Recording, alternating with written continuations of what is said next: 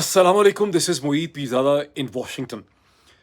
जैसा कि आप जानते हैं कि मैं अक्सर वीडियोस बहुत लेट करता हूँ। लेट इसलिए करता हूँ कि जैसे ही पाकिस्तान के प्राइम टाइम के ऊपर मैं वीडियो रिलीज़ करता हूँ, तो चौधरी निज़ामुद्दीन साहब की जो सोशल मीडिया टीम है, वो उसके ऊपर एक बहुत ही भरपूर हमला करती है। और चूँकि उस वक़्त वेस्टर्न वर्ल्ड की अमेरिका, बरतानिया वगैरह की व्यूअरशिप जो है, अभी डेवलप नहीं हुई होती, तो ये मेरी वीडियो को बिल्कुल कुचल देते हैं। लेकिन इस वक़्त मुझे एक बड़ी इम्पोर्टेंट मीटिंग के लिए पहुँचना है, इसलिए अब तक की जो डेवलपमेंट्स हैं, मैं उनको बहुत क्विकली आपके सामने सम अप करना चाहता हूँ। देखिए, सबसे बड़ी जो इम्पोर्टेंट डेवलपमेंट है, वो रिवर्सल है, जो प्राइम मिनिस्टर शहबाज शरीफ साहब की हुकूमत को फेस करना पड़ा है, उस सो कॉल्ड अज़्म इस्तेहकाम के मिलिट्री ऑपरेशन के हवाले से, जिसके बारे में अब मंडे इवनिंग को प्राइम मिनिस्टर शहबाज शरीफ साहब के ऑफिस ने ये एक्सप्लेनेशन दी है, प्राइम मिनिस्टर पीएमओ ने, कि कोई ऑपरेशन इस किस्म का, ये एक गलतफहमी थी, ये एक मिसअंडरस्टैंडिंग थी जो पैदा हो गई, जो ग़ालिबन मीडिया ने फैलाई। और कोई भी एक्सपेंडेड मिलिट्री तर्ज का ऑपरेशन, जिसको काइनेटिक ऑपरेशन कहते हैं, जिस पे पॉपुलेशंस की डिस्प्लेसमेंट होगी, जिसमें क्रैक मिलिट्री ट्रूप्स जो हैं खैबर पख्तूनख्वा या मुल्क के किसी हिस्से में इस्तेमाल किए जाएंगे, उनकी डिप्लॉयमेंट होगी। इस किस्म का कोई ऑपरेशन नहीं हो रहा, और सिर्फ इंटेंसिफाइड इंटेलिजेंस ब्यूरो, इंटेलिजेंस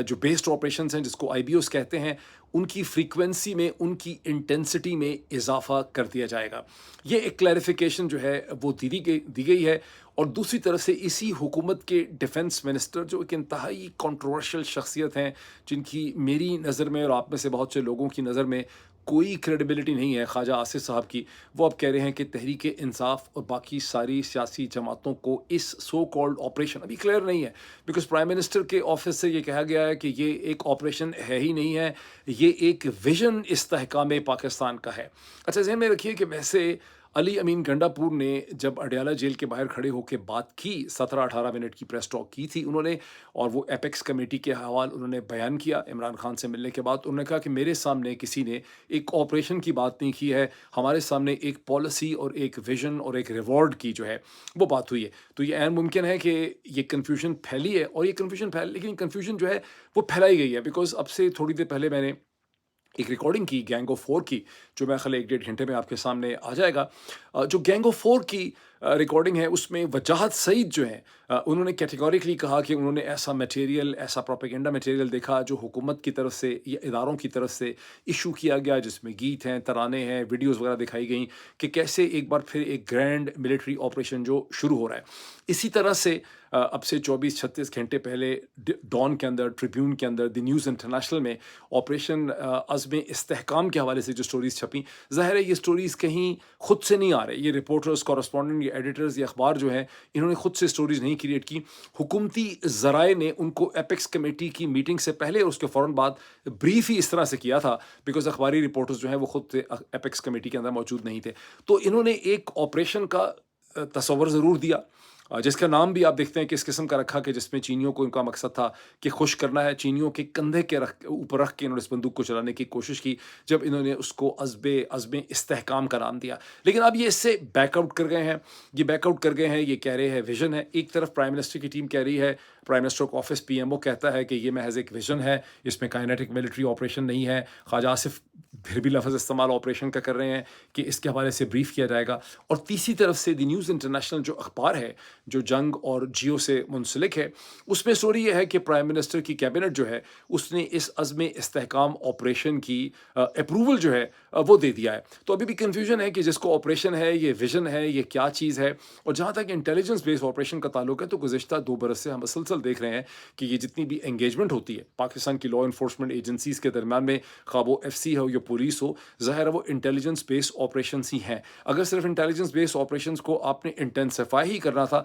तो उसके लिए आपको बाकायदा एपेक्स कमेटी की मीटिंग करके इतना बड़ा ग्रैंड डिक्लेरेशन करने की ज़रूरत नहीं थी। तो ये इनको एक पॉलिटिकल सेटबैक फेस करना पड़ा है, जिसकी प्रिंसिपल वजह वो black and white clear principle position है, जो अडयाला जेल के अंदर बैठे कैदी 804 ने ली, जब उसने खैबर पख्तूनख्वा के चीफ मिनिस्टर अली अमीन गंडापुर को ये कहा कि कोई ऐसा ऑपरेशन जिसकी डिटेल्स ब्लैक एंड वाइट तरीके से हमारे से शेयर नहीं की जाएंगी, उसे हम खैबर पख्तूनख्वा में सपोर्ट नहीं करेंगे। लेकिन सिर्फ इमरान खान नहीं, हमें मानना पड़ेगा कि मौलाना फजल रहमान, जो दूसरी बड़ी जमात हैं, जिनका एक पूरी बेल्ट है ट्राइबल, जिस पे डेरा इस्माइल खान के इलाके में उनका बहुत असर रसूख है, जिस तरह से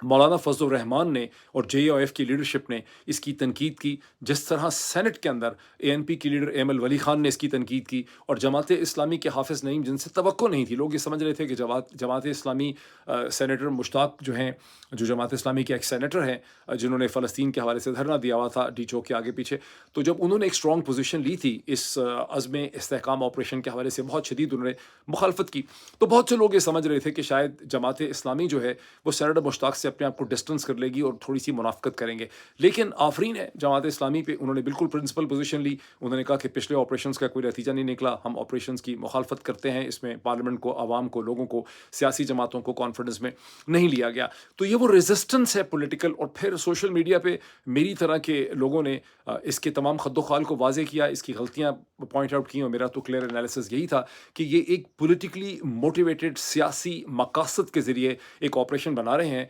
चीनियों के कंधे पे बंदूक रख के, जिसका मकसद ये है कि खैबर पख्तूनख्वा में प्रिंसिपली तौर पे आप वहाँ की सिविल एडमिनिस्ट्रेशन, यानी वहाँ की डिस्ट्रिक्ट मैनेजमेंट जो होती है, वहाँ की जो पुलिसिंग ऑर्गेनाइजेशन है, वहाँ की जो CID है, वहाँ की जो डिस्ट्रिक्ट एंड सेशन कोर्ट्स हैं, आप उनको अंडरमाइन करना चाह रहे हैं और आप एक तरह से टेक ओवर करना चाह रहे हैं। तो वो एनालिसिस मैं समझता हूँ यूज़फुल था तमाम लोगों के लिए, और आपने देखा कि इनको एक मेजर पॉलिटिकल सेटबैक आया है जब इससे ये पीछे हट रहे हैं। वो कि अभी भी जो चीज़ मैं समझता हूँ बहुत इंपॉर्टेंट है, वो ये है कि जो 3, 4, 5, ये बड़ा मशहूर एक प्रोवर्बियल सी स्टेटमेंट है कि नज़र रखने की ज़रूरत है कि ये क्या करेंगे, जो कुछ ये कहते हैं, क्योंकि जिन लोगों के साथ पाकिस्तान हम सबका वास्ता है, इनका कोई एतबार नहीं है, इनका कोई ट्रस्ट नहीं है, इनकी कोई क्रेडिबिलिटी नहीं है। ये लोग किसी वक्त कुछ भी कर सकते हैं। इनका ये अपना तमाम एतमाद खो चुके हैं। सो इसकी स्क्रूटनाइज़ ये करना है पाकिस्तान के मीडिया को, रिपोर्टर्स को, कॉरेस्पॉन्डेंट्स को, अखबारात को, जितनी भी मीडिया की शख्सियात हैं, आवाम को, अवेयर सिटीजन्स को देखना ये है, व्हाट, वो जो अंग्रेजी में कहते हैं ना, व्हाट, वेयर, व्हेन, हाउ, यानी क्या आप करना चाह रहे हैं, कहाँ आप करना चाह रहे हैं, कब आप करना चाह रहे हैं, व्हेन, किस तरह से करना चाह रहे हैं, कौन करेगा, यानी what are you doing, where are you doing, when are you doing it, who will do it, and how you will do it. These are the essential questions जो हर वक्त एक अवेयर सिटीजनरी को इनके हवाले से जो है वो उठाने चाहिए। अच्छा, मेरे पास और भी डेवलपमेंट्स हैं। अच्छा, मैं आपको साथ ही मैं आपको ये रिक्वेस्ट करूँगा कि अब आप कोई एहसास हो चुका है, जो उमर चीमा साहब की जो स्टोरी छपी द सो कॉल्ड फायरवॉल के हवाले से, उसका एक बहुत बड़ा फ़ायदा ये हुआ कि जो चीज़ ये गुज़श्ता बरस मई 2023 से 9 मई से पहले से ये कर रहे थे, मैंने आपको कई दफ़ा बताया, लेकिन जब मैं कहता था मुझे खुद भी थोड़ा सा एक एहसास नदामत होता था, सेंस ऑफ डिफेंसिवनेस होती थी कि यार लोग सोच रहे हैं कि ये अपनी शो में कर रहा है, कि यार मुझे ही टारगेट कर रहे हैं। लेकिन मैं गाहे बगाए आपको ये बताता रहा कि मुख्तलिफ हीलों, बहानों, हथकंडों के ज़रिए जो टेक्निकल हैं, इनकी सोशल मीडिया टीम्स जो है मेरी तरह के यूट्यूब चैनल्स जो पाकिस्तान से बाहर से हैं उनको टारगेट करती है, चूँकि हम इनके डायरेक्ट कंट्रोल में नहीं है। पाकिस्तान के अंदर जो वीलॉगर्स हैं वो इनके फिजिकल कंट्रोल में हैं, उनके घर के दफ्तर के बाहर किसी भी वक्त पे एक वीगो उनको उठा आ सकती है, उठा के ले जा सकती है। चूँकि इस किस्म की सहूलत और फैसिलिटी इनके पास नहीं है, इसलिए इन्होंने एक तरफ हमारे खिलाफ केसेस दर्ज किए हुए हैं, दहशतगर्दी के खौफनाक किस्म के, हर वक्त उसके फैसले करते रहते हैं, और दूसरी तरफ जो है ये हमारे सोशल मीडिया प्लेटफॉर्म्स जो हैं उस पर हमला करते हैं। इसको किसी हद तक इसका मदावा उस वक्त हो सकता है, आप ज़्यादा से ज़्यादा इस चैनल को ज्वाइन करें, इसकी वीडियोस को व्हाट्सएप के ऊपर और ट्विटर के ऊपर शेयर करें, व्हाट्सएप पे अपने फ्रेंड्स एंड फैमिली के साथ शेयर करें,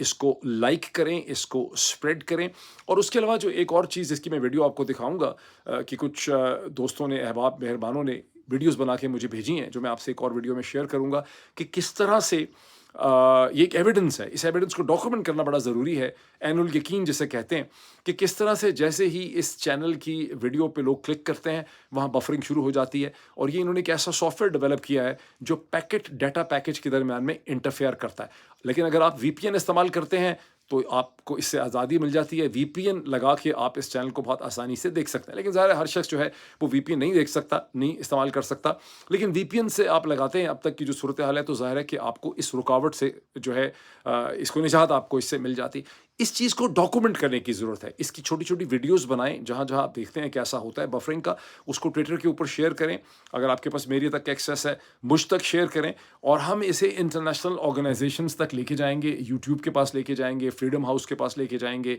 और इंटरनेशनल इदारों को बताएंगे किस तरह से पाकिस्तान में कंटेंट को, एक तरफ से आप कंटेंट को सप्रेस कर रहे हैं, आवाज़ دبا رہے ہیں لوگوں کی، سچ نہیں سننا چاہتے. دوسری طرف سے بیچارے جرنلسٹ جو ہیں ان کے اوپر دہشت گردی کے مقدمے بنا کے ان کو ایبسکانڈر اور پروکلیم ایبسکانڈر جو ہیں ڈکلیئر کر رہے ہیں. اب ذرا اندازہ لگائیے کہ میرے صابر شاکر، وجاہت سعید، شاہین سے بھائی اور بہت سے لوگوں کے خلاف انہوں نے جو ایبسکانڈر کے کیسز بنائے ہیں یہ کتنے بے تکیا ہیں کہ میں 25 اکتوبر 2022 کو پاکستان چھوڑ چکا ہوں. میرے اوپر جا کر ان 9 مئی کے حوالے سے 2023 میں جون 2023 کے اندر 14-12 جون کو ایک کیس بنا دیتے ہیں اور پھر اس پہ فائلوں میں لکھتے ہیں کہ میں ملک سے فرار ہو گیا ہوں لا کے پروسیس. او بھائی میں اس ملک میں تھا کب جب آپ نے یہ کیس بنایا ہے؟ صابر شاکر مجھ سے بھی کئی مہینے پہلے جب عمرہ حج کرنے کے لیے گئے تھے اس کے بعد سے برطانیہ میں مقیم ہے. اور وجاہت سعید جو ہیں خان وہ تو پتہ نہیں کتنے سال سے نیو یارک میں رہ رہے ہیں. تو ہم کون سے آپ کے لا پروسیس سے دوڑ گئے؟ ہم تو آپ کی کرمنل نیچر سے اپنی زندگی بچا کے دوڑ رہے ہیں. بیکاز آپ اگر آپ میں سمجھتا ہوں کہ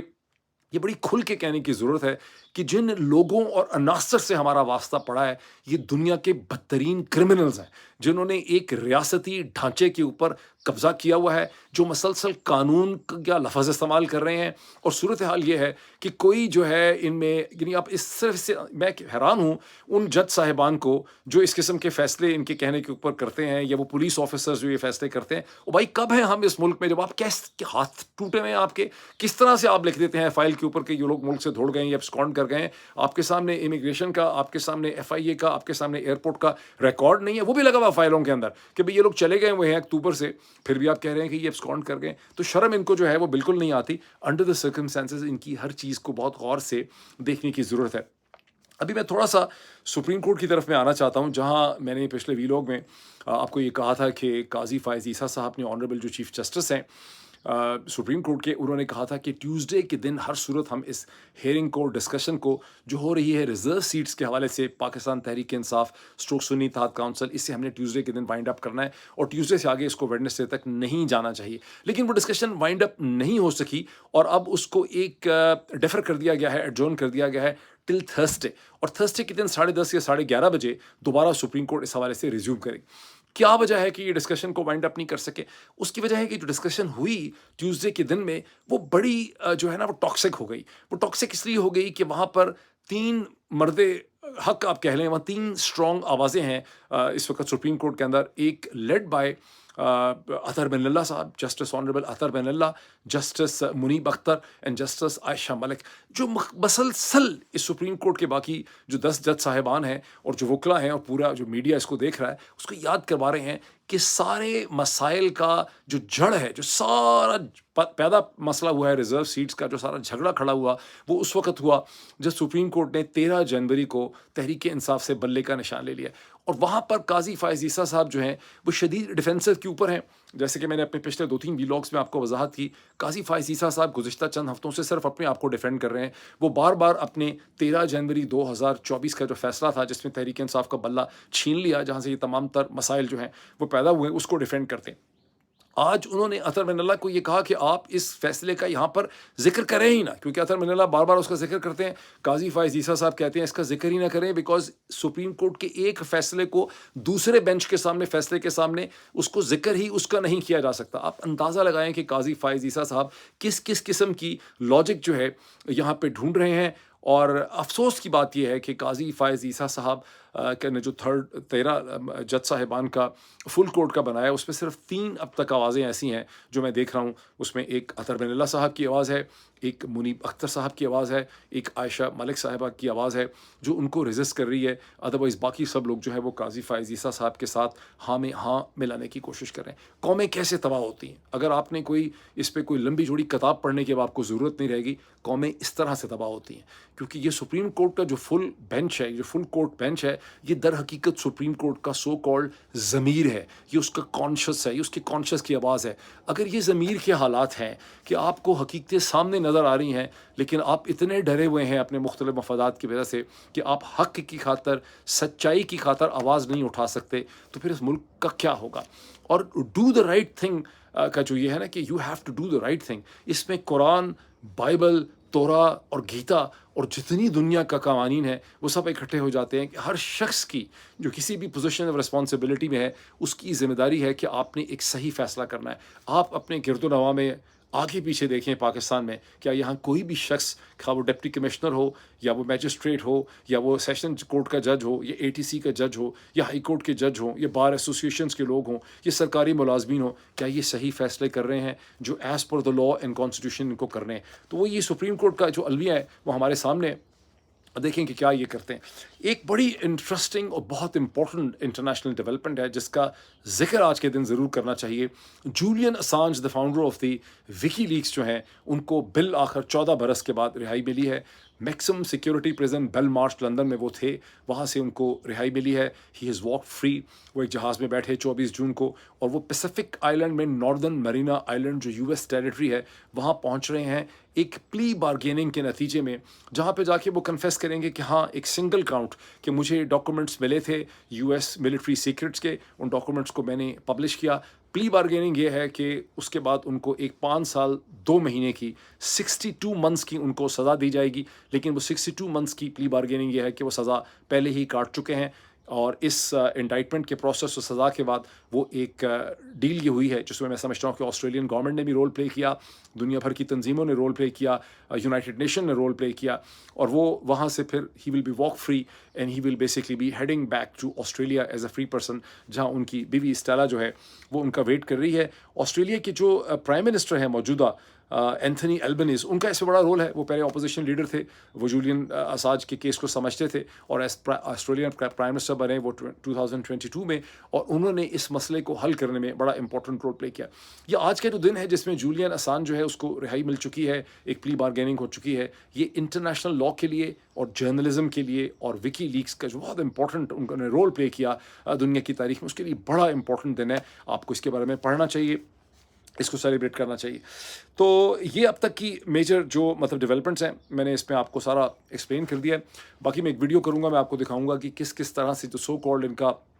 फायरवॉल है वो किस तरह से ऑपरेट कर रही है। आप लोगों की मदद चाहिए, आप वीडियोस को शेयर करें, इसके ऊपर कमेंट करें, इसको व्हाट्सएप के ऊपर शेयर करें और ये जो सारी रुकावट हो रही है जो दुनिया भर में हो रही है, मतलब पाकिस्तान में ज़्यादा हो रही है, इसको डॉक्यूमेंट करें, इसको मदद करें, कुछ ना कुछ हम इसका हल निकालने की कोशिश करेंगे। अभी इतना ही, फिर आपसे मुलाकात होती है। हाँ, और 1 डेढ़ घंटे में मेरा ख्याल है कि गैंग ऑफ 4 जो है वो भी आपके सामने आ जाएगा, फिर उसको देखिए, उसमें बहुत सी डिस्कशन है, इस हवाले से खासी इंटरेस्टिंग इन्फॉर्मेटिव डिस्कशन है। Thank you.